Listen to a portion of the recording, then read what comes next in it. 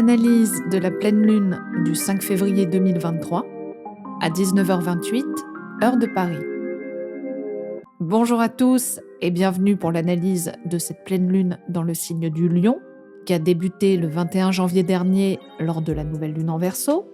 Alors comme toute pleine lune, ce moment signe une phase d'apogée de la graine plantée il y a une petite quinzaine de jours tout près de Pluton en toute fin de Capricorne. L'axe Lion-Verseau sera à ce moment-là totalement mis en lumière.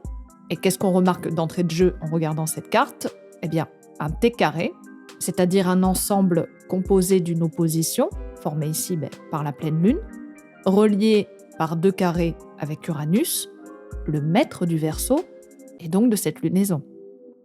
Cette planète qu'on dit en apex prend beaucoup d'importance dans cette carte, d'autant plus que le nœud nord n'est pas loin. Toutes les tensions en lien avec l'avenir du collectif devraient être ravivées et déclencher certains événements imprévisibles. Vous savez qu'avec Uranus, tout est possible, et beaucoup plus visible, surtout quand la planète est directe. Mercure, la dernière planète rapide à ne pas avoir encore traversé les acides de Pluton, se rapproche tout doucement de son passage du feu. Le Soleil, quant à lui, commence sa conjonction encore large avec Saturne. Bref, les énergies continuent inlassablement leur marche vers quelque chose de finissant et de définitif.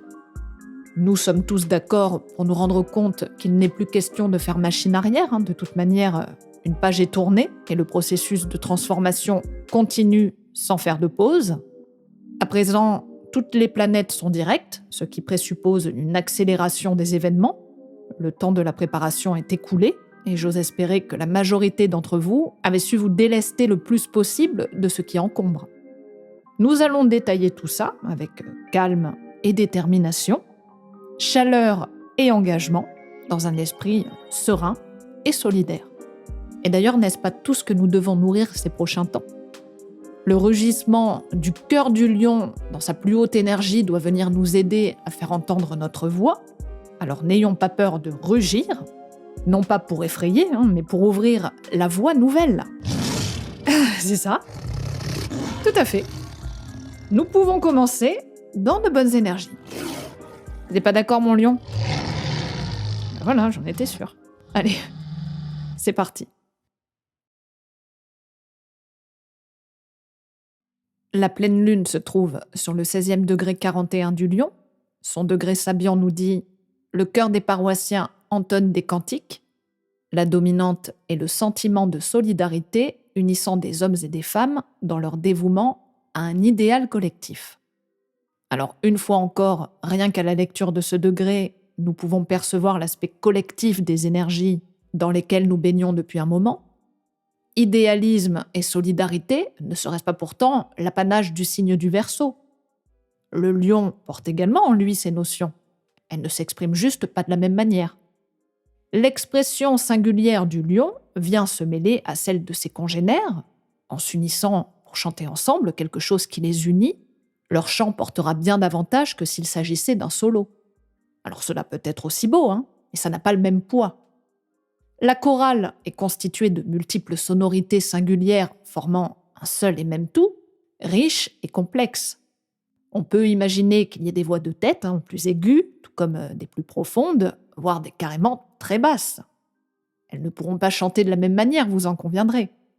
Pour cela, chacune doit trouver la tonalité sur laquelle s'accorder pour s'insérer de la façon la plus harmonieuse dans la mélodie. Les accords s'entremêlent, et c'est cela qui rendra la musique vivante et enivrante. C'est un peu pareil dans notre vie. Plus nous sommes capables de nous accorder, et plus nous sommes en mesure de composer quelque chose qui nous porte. La solidarité est le mot-clé de ce degré. Il induit un certain sens des responsabilités et de la dépendance réciproque au sein d'un groupe d'individus. Quand l'un d'eux rencontre une difficulté, c'est le groupe tout entier qui se sent concerné, sans quoi c'est son avenir qui pourrait être compromis. La notion d'engagement est donc fondamentale pour que la solidarité s'exprime pleinement. Dans ce chœur, ce n'est pas parce que tout le monde chante d'une seule et même voix que l'on doit se cacher derrière en chantant faux ou en faisant des erreurs. Car d'une part, les autres pourraient s'en rendre compte et cela risque de les déstabiliser. Et d'autre part, cela peut venir briser l'harmonie générale. Dans un chœur comme dans un collectif, chacun a son rôle à jouer et doit s'y tenir. Les meilleurs groupes sont ceux qui ont réussi à canaliser leur ego au service de l'ensemble, car chacun sait qu'il a un rôle singulier à jouer. Si une seule de ces personnes tente de tirer la couverture à elle, l'ensemble est mis en jeu et la belle harmonie est mise à mal. L'axe Lion-Verseau nous parle de cela. L'importance de savoir jouer sa partition dans le collectif, alors parfois en solo, et à d'autres au diapason. Tout est une question d'équilibre. Dans le signe du Lion, la lune est yang, fixe et solsticiale de feu. Donc, comme dans le Verseau, cette dernière aura besoin de changer d'emblée tous les acquis pour repartir dans quelque chose de nouveau. Sous la maîtrise du Soleil, cette dernière aura cependant besoin d'être au cœur de l'attention, ce qui lui demande une certaine maîtrise pour ne pas tomber dans les excès. À la différence du Verseau qui cherche l'autonomie et la liberté dans un souci plus égalitaire, pour le Lion, ce sera davantage dans son besoin d'exercer son rôle de meneur au sein du groupe. L'aspect collectif est présent, le regard des autres est très important, puisque c'est par lui que le Lion sera en mesure de pouvoir exprimer son pouvoir. Il y a quelque chose de très concret, de très rationnel dans sa démarche. Ses émotions lui permettent de théâtraliser toute l'étendue de sa créativité, qu'il exprimera parfois de façon totalement démesurée, c'est vrai, mais qu'importe, puisque ce qui compte, c'est de pouvoir tirer son épingle du jeu et sortir du lot. N'oublions pas que la Lune, et cela quel que soit le signe dans lequel elle se trouve, n'a pas les moyens de faire la locomotive. Elle cherchera les choses et les gens susceptibles de nourrir ses besoins. Alors en Lion, ce qu'elle cherche en quelque sorte, c'est être reconnue pour ce qu'elle est, être mise au centre du jeu par les autres, qui reconnaissent alors toute sa singularité. Elle aura du mal à le faire seule, puisqu'elle agit de façon passive. Il y a derrière tout ceci un besoin de se sentir utile, voire même indispensable, et plus la Lune sera en mesure de déployer toute sa créativité au service de ce que lui dicte son cœur, quitte à prendre des risques au nom de cet idéal, et plus elle sera capable de refléter la lumière solaire avec panache et générosité. Dans cette carte, la Lune est en maison 12, ce qui collectivement n'est pas le meilleur des placements, puisqu'il nous parle d'épreuves, de secrets, des aspects que l'on nous cache, tout ce qui se tracte dans notre dos. La Lune représente la foule, et donc le peuple par extension. Au vu des événements, et Dieu sait qu'il y en a pléthore en ce moment, nous ne pouvons pas omettre une certaine escalade, puisqu'une grande majorité de dirigeants ne demandent même pas l'avis du peuple pour avancer dans leur volonté belliqueuse. Le risque d'une guerre plus généralisée pointe le bout de son nez, et la révolte sociale gronde de plus en plus. L'entrée de la Lune noire en Lion a ravivé toutes les problématiques en lien avec le pouvoir, entre guillemets monarchique, et nous pouvons constater une véritable crise de légitimité. La Lune noire signifie le manque, et quand nous manquons, nous sommes avides, et dans ce cas, nous pouvons le manifester de façon très compulsive, instinctive, obsessionnelle, bref, ça peut manquer d'une grande lucidité et amener à des dérives, puisque Pluton se trouve en face. Pluton, la pulsion de mort.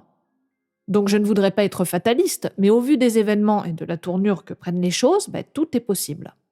D'autant plus qu'il ne faut pas oublier le degré sabiant de la nouvelle lune en Verseau qui nous parlait d'un orage soudain et de crises inattendues auxquelles nous n'étions pas préparés. Donc c'est pour cela que nous pouvons nous attendre à certains événements très urano-plutoniens, et donc forcément destructeurs et jusqu'au boutiste. Nous sommes dans des énergies où les signes fixes sont mis en avant. Cela signifie que la tension est extrême, puisque ces derniers ont du mal à s'adapter. Ce sont des énergies d'obstination, voire d'entêtement. Donc gardons en mémoire que tout ce qui se passe au dehors n'est que le résultat de ce qui se joue chez chaque individu. Notre monde n'est que la somme de la conscience collective. C'est d'ailleurs pour cela qu'il est intéressant de l'observer pour en tirer certaines compréhensions qui nous permettront de faire le travail intérieur. Mais à quoi bon seulement juger de l'extérieur sans prendre la peine d'y jouer son rôle ? Cela nous ramène là encore au degré sabiant de cette pleine lune-ci, qui nous invite à faire preuve de solidarité, c'est-à-dire d'accepter le rôle que l'on tient dans la société, dans notre groupe d'amis, dans notre famille, notre couple, bref, tout ce qui nous lie aux autres, quel que soit le milieu, quel que soit le genre. Nous sommes intrinsèquement liés et nous ne pouvons plus nous permettre de simplement observer les choses sans y prendre part. Nous devons accepter toute l'importance de nos choix, même s'ils nous semblent petits, insignifiants, car il n'en est rien. La pleine lune en Lion nous invite à prendre conscience de notre souveraineté collective. Le temps des monarques hors sol, c'est terminé. Une fenêtre de tir est là, présente, et nous devons nous saisir de ces énergies pour nous en libérer activement, pour éviter toutes ces dérives. Revenons maintenant à Uranus et au carré croissant qu'il forme avec la pleine lune. Alors c'est un aspect à haut risque, nous ne pouvons pas le nier, car ce dernier va raviver énormément de tensions, de nervosité, d'imprévisibilité, ce qui peut certes libérer une certaine pression, mais de façon si éruptive qu'elle peut générer du dégât. C'est un effet cocotte-minute qui, de façon individuelle, peut se manifester par beaucoup d'impatience et un besoin immense de nouveautés. Le problème d'un carré croissant, notamment vu sous le prisme du collectif, vient du fait que ce dernier peut pousser la volonté personnelle au détriment de l'ensemble. Un aspect croissant est individuel, ce qui pourrait en pousser certains à la provocation de trop, que ce soit d'un côté ou de l'autre, là n'est pas la question, puisque les antagonismes sont si forts, que ce soit du point de vue de la population comme des dirigeants, qu'une véritable bataille est en train de prendre place pour se manifester de manière totalement disruptive. Cet aspect peut faire l'effet de la goutte d'eau qui fait déborder le vase. Parfois, il suffit d'un tout petit rien pour que les choses deviennent incontrôlables. Et cela, nous devons nous y préparer, et d'ailleurs bien au-delà de cette lunaison. Car à force de trop d'accumulation, de trop de résignation et d'un manque flagrant de conscience, nous ne pouvons plus faire machine arrière. Il est fort probable qu'un trop grand nombre d'individus résistent encore. La résistance, très saturnienne en énergie, n'est pas forcément toujours valable, surtout quand cette dernière est tenue par l'ego. Toutes les guerres n'ont été que le résultat d'une résistance mal placée sous la gouverne, mais d'un ego avide de pouvoir. Alors bien évidemment, toutes les crises sont multifactorielles. Il y a toujours des aspects économiques, géopolitiques, etc., mais le socle de tout ça ne repose que sur ces caractéristiques. L'ego qui résiste et qui ne plie pas. Cela peut fonctionner un moment, c'est vrai, mais puisque tout est destiné à évoluer et à muter, il est de notre responsabilité individuelle et collective à accepter cet assouplissement, qui n'est ni de la résignation, ni de la faiblesse, et encore moins de la bêtise. C'est simplement faire acte de sagesse, là où réside tout principe de réalité, qu'il soit humain ou plus universel. Si nous devons passer par cette étape, c'est que la conscience n'a pu le faire par elle-même. Ce qui doit arriver n'est pas le fruit de la fatalité, mais seulement de nos choix et de notre positionnement. Nous avons tous une responsabilité, et nous ne devons en aucun cas nous dédouaner, bien au contraire. Alors oui, on peut trouver cela dur, injuste, on peut être en colère, dans le déni ou la souffrance, mais n'est-ce pas simplement dû à la difficulté de rencontrer notre totalité, faite de lumière, mais d'ombre bien cachée? C'est le travail de Pluton qui continue à faire remonter tout ce que nous avions pu mettre sous le tapis. Ne pas vouloir aller y voir ne changera rien, et au contraire, cela sera d'autant plus désagréable. Sa lame de fond est inévitable, jusqu'au boutiste, radicale.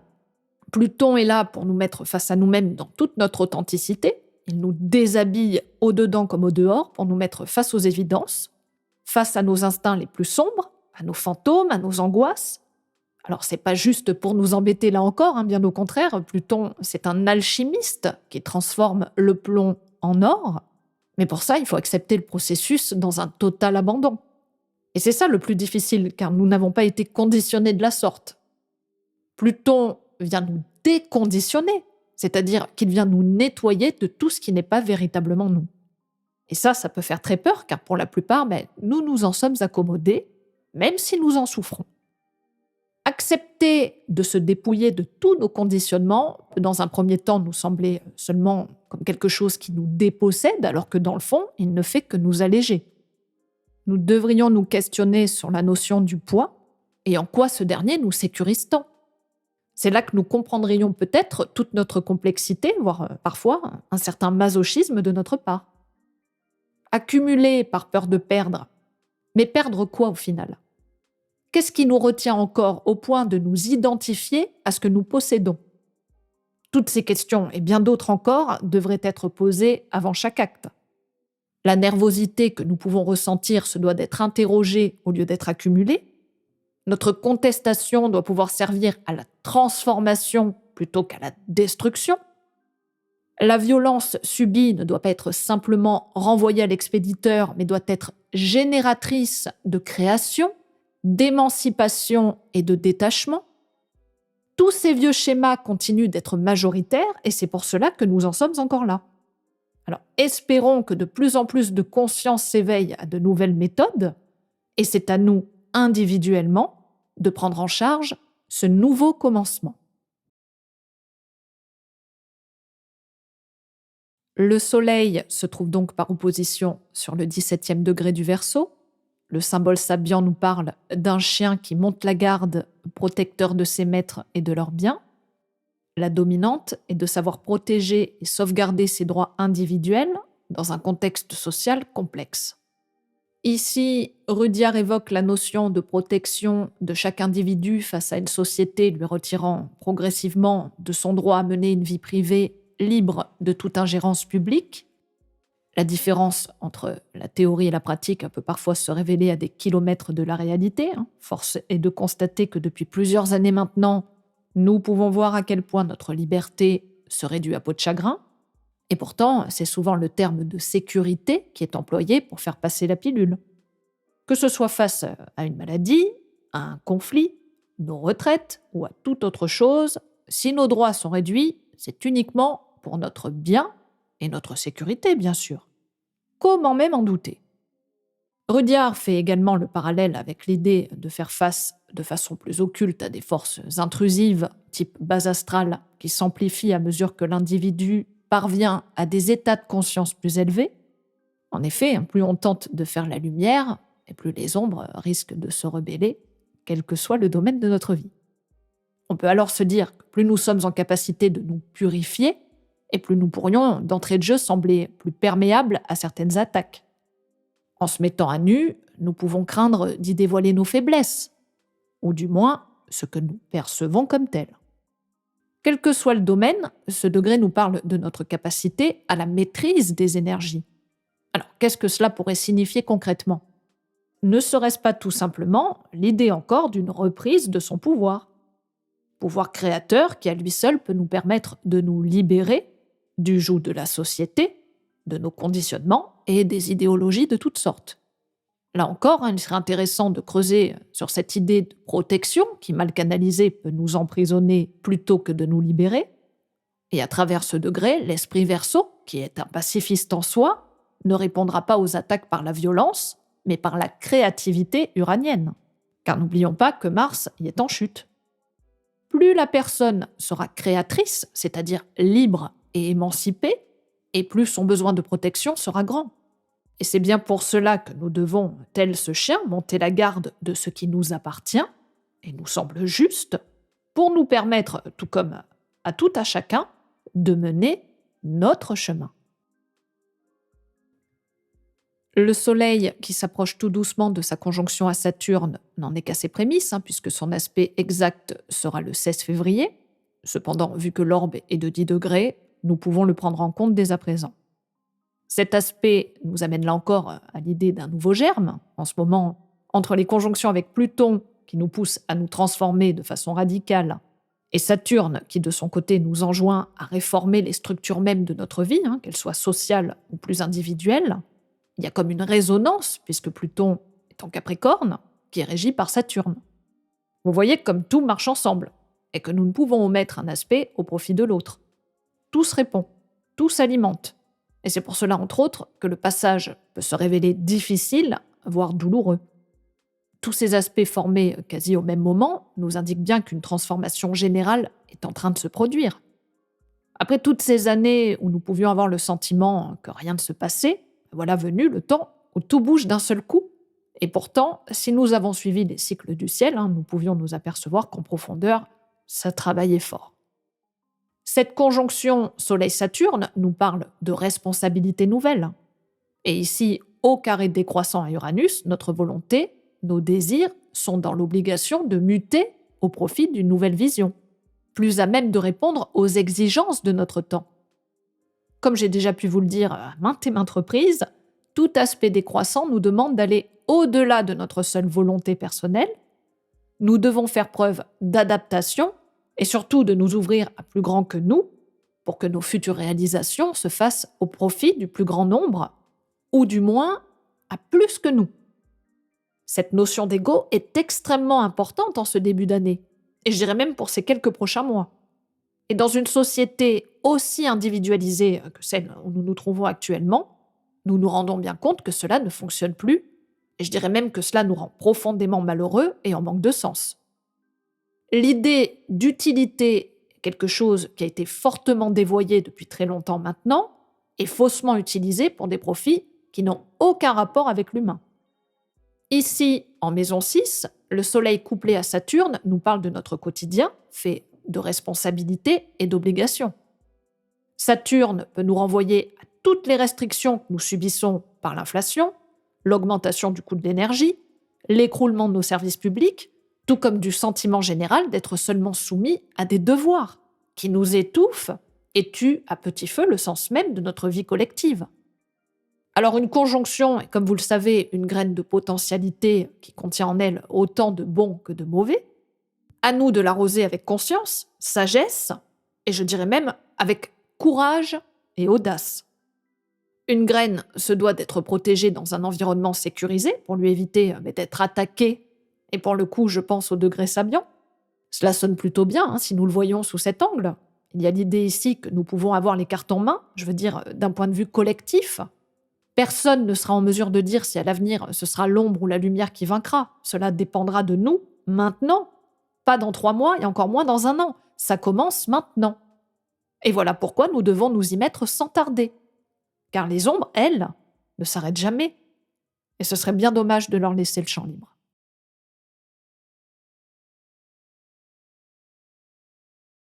Mercure entame quant à lui sa conjonction avec Pluton, qui sera exacte le 10 février prochain.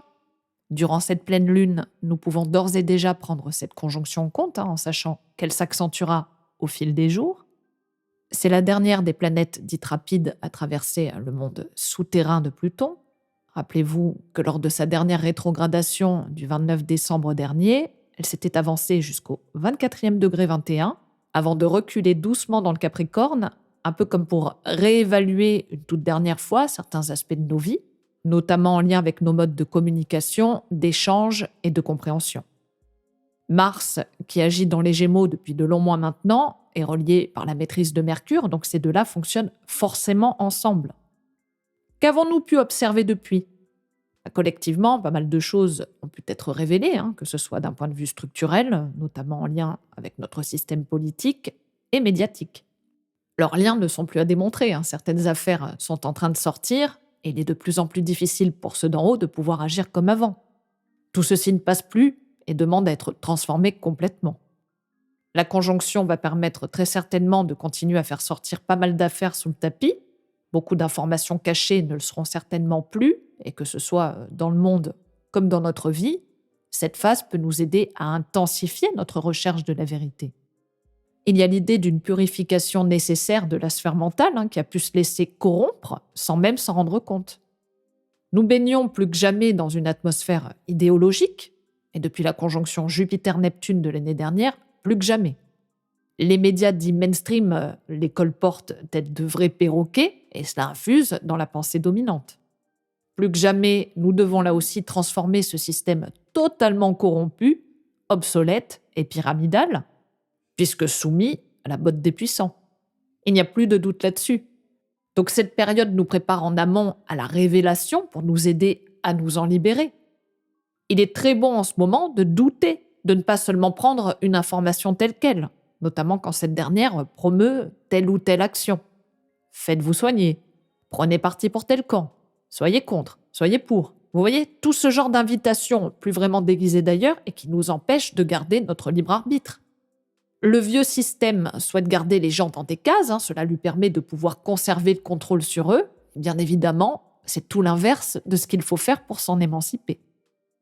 Neptune, au sextile décroissant à Mercure, peut d'une certaine manière continuer à nous influencer, et même si c'est un aspect dit fluide, méfions-nous de cette tendance à donner de notre pouvoir de compréhension à ceux qui prétendent mieux savoir que nous. Nous sommes dans une période où n'importe qui peut se prétendre un sachant qui détiendra l'information juste et sur laquelle nous devons prendre appui et croire à 100%. Ce transit nous demande au contraire de nous appuyer sur notre ressenti, notre intuition, qui se doit d'être totalement purifiée, c'est vrai, de beaucoup de croyances, quitte à accepter une certaine désillusion, mais nécessaire pour la remise en route de notre souveraineté. C'est quelque chose d'inévitable et qui induit forcément de nouvelles responsabilités de notre part. Nous pouvons en tirer pas mal de satisfaction d'ailleurs, là encore, tout dépendra de notre confiance en nous avant de pouvoir l'offrir à d'autres. Une étape après l'autre. Alors je ne pouvais pas terminer sans parler d'un autre aspect, somme toute très important durant cette pleine lune, à savoir le carré décroissant unissant la planète Vénus à Mars. Vénus, qui est entrée dans les Poissons depuis le 25 janvier dernier, se trouve dans son domicile d'exaltation.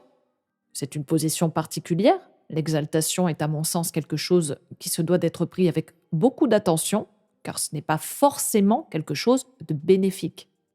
Alors oui, dans ce signe, toutes les qualités vénusiennes sont libres de s'exprimer en hyper, mais comme vous le savez sans doute, le trop peut être l'ennemi du bien. Et ce n'est pas parce qu'on se sent hyper bien dans une demeure que nous devons y faire n'importe quoi. Parfois, de trop prendre ses aises peut nous conduire à certains excès et un manque flagrant de maîtrise. Alors individuellement, Vénus en Poisson peut nous signifier un moment de romantisme exacerbé, d'une volonté à se laisser porter par le flot de ses sentiments qui se révèlent immenses et parfois sans limite. On peut préférer fantasmer sur un amour qui va au-delà de la condition humaine. On rêve à des histoires impossibles, où la passion prend le pas sur tout. On a envie de vibrer, de s'élever bien au-delà des petites contingences routinières et matérielles de notre vie. Bref, cela peut être une source inépuisable pour tout travail artistique ou à vocation humanitaire. Mais nous ne pouvons pas toujours rester plongés dans ces hautes sphères. Et d'ailleurs, la conjonction que Vénus a faite avec Saturne dans le Verseau il y a quelques jours de cela a pu nous permettre de ne pas rester collés au plafond. Vénus, qui représente nos valeurs, alors ici davantage spirituelles que matérielles, peut nous inviter à voir au-delà de ce qui se joue concrètement dans nos vies. Comme tout aspect, on peut en tirer le meilleur comme le moins bon. Certains pourraient tenter consciemment ou non de regarder ailleurs, comme pour ne pas voir la simple réalité. Le signe des Poissons peut être vécu comme un lieu de fuite, que ce soit au travers de paradis artificiels, de rêveries, de fantasmes. On peut ne pas supporter ce qui se montre à nous, dans son plus simple appareil, et courir le risque de nous perdre dans les limbes de Neptune pour ne plus jamais en revenir. Donc ce transit vénusien en Poisson doit être vécu la tête dans les nuages, mais les pieds bien sur terre. Surtout quand Mars vient titiller Vénus en carré. Cet aspect qui unit les deux amants du zodiaque peut être interprété sous plusieurs niveaux, cela va sans dire. Je ne pourrais donc pas être exhaustive sur ce point, on pourrait en parler durant des heures, alors on va tenter d'en tirer la quintessence et à vous par la suite de le juxtaposer dans votre vie. Alors, comme nous venons de le voir, Vénus en Poisson, sous la maîtrise de Neptune, peut accentuer sa capacité de sacrifice au nom d'un idéal spirituel ou humanitaire. Sa compassion est telle qu'elle aspire à une véritable communion avec ce qui l'entoure, et notamment l'objet de ses désirs. Mars, quant à lui, est sous l'égide d'un Mercure en Capricorne, qui, comme nous venons de le voir, n'est pas encore passé sous les acides plutoniens. Il a longuement hésité avant de pouvoir y aller, et la rétrogradation de Mars, qui a duré de longs mois, aurait dû lui permettre de réviser le champ de son action pour éviter de se précipiter et faire n'importe quoi. Les influences de toutes parts, ravivées par de très fortes idéologies, ont pu le ralentir un certain temps, mais depuis sa reprise en marche directe, les événements s'accélèrent et sont fortement poussés de façon belliqueuse et individualiste depuis l'entrée de Jupiter en Bélier. En gros, et pour résumer, Mars doit continuer son travail de libération et de purification avant chaque action. La conjonction entre Mercure et Pluton va agir sur lui de façon notable, et le carré à Vénus pourrait nous indiquer que subsiste une problématique entre désir et action. Vénus et Mars sont susceptibles d'être soudoyés à des influences alors venant certes d'endroits différents, mais qui au final ne leur permettent pas d'agir pour le mieux. Vénus peut être victime de sa trop grande compassion ou d'une certaine naïveté. On peut avoir du mal à imaginer que certains jouent sur la corde sensible uniquement pour arriver à leur fin. Mars, qui n'est autre que le bras armé du Soleil, c'est-à-dire qu'il agit sous les ordres d'une conscience plus ou moins éclairée, il n'aura pas forcément la possibilité de le faire consciemment, mais plus sous l'impulsion de ses instincts. Et ici, ils seront commandés par un mental mercuro-plutonien, ce qui, dans certains cas, peut pousser à la pulsion de mort. Donc je ne tournerai pas autour du pot, et au vu du contexte, cet aspect signifie collectivement qu'il y a un risque d'abus de confiance ou de faiblesse, un peu comme durant l'épidémie où l'on poussait la fausse compassion des gens par des slogans tels que se protéger, c'est protéger les autres, blablabla, et qui ont influencé une grande partie de la population à le faire de bonne foi. À présent, on nous parle de la guerre, du camp des gentils contre les méchants, sur notre économie qui va aller mieux si l'on accepte sans broncher les réformes et les injustices de tous bords. On nous fait croire à tout un tas de choses au nom d'une idéologie basée sur d'énormes inégalités, et plus c'est gros, plus ça passe. Ce carré nous parle en substance de ce moment, de ce passage que nous devons vivre avec énormément de recul. Nous ne devons pas nous laisser submerger par des émotions qui, dans le fond, ne nous appartiennent pas toujours. Là encore, la notion de protection est fondamentale. Nous devons nous protéger le maximum de toutes ces tentatives d'influence qui pullulent en ce moment et qui peuvent totalement nous perdre. Dans le fond, ce carré décroissant, qui va très certainement accentuer la tension déjà présente avec le T carré à Uranus, nous montre à quel point tout ceci n'est en partie dû qu'à un manque flagrant de base solide concernant ces véritables aspirations. Cela fait un moment maintenant que nous vivons un écroulement de nos repères. Beaucoup d'entre nous se voient totalement dépossédés d'une grande partie de leur ancienne vie, de leur ancienne peau, et sur le moment, ils peuvent avoir le sentiment qu'il ne leur reste plus rien, voire qu'ils ne sont plus rien. Alors, bien évidemment que c'est totalement faux. Nous sommes bien plus qu'un rôle social, qu'un emploi, une maison, mais pour beaucoup, ils se sont uniquement construits sur ces valeurs, ces conditionnements, qui au final n'étaient peut-être pas vraiment les leurs ou ne résonnaient pas tant que ça. Donc cela peut être difficile de savoir ce que l'on aime vraiment. Aimer au sens gratuit du terme, comme un don de soi, qui n'attend rien en retour mais qui se donne tout simplement. Dans quel domaine de notre vie en sommes-nous capables ? Voire en sommes-nous capables tout court ? Avons-nous déjà essayé ? Ou croyons-nous le faire déjà ? Si certaines frustrations demeurent, c'est qu'il est temps de se poser la question. Le désir et l'action devraient tous deux s'entendre, comme n'importe quel couple qui sait d'entrée de jeu s'écouter et jouer son rôle sans empiéter sur l'autre. Un peu comme dans le degré Sabian, qui nous parlait de la solidarité, le sens de la responsabilité de groupe. Dans un couple, comme dans une relation avec n'importe quel autre quidam, nous devons de garder notre rôle, sans quoi le conflit arrive. Collectivement, je ne peux m'empêcher de penser à ce qui se passe au niveau du conflit russo-ukrainien qui a débuté l'an dernier, qui est en train de virer à un conflit mondial, et qui s'était passé lors d'une conjonction Vénus-Mars-Pluton.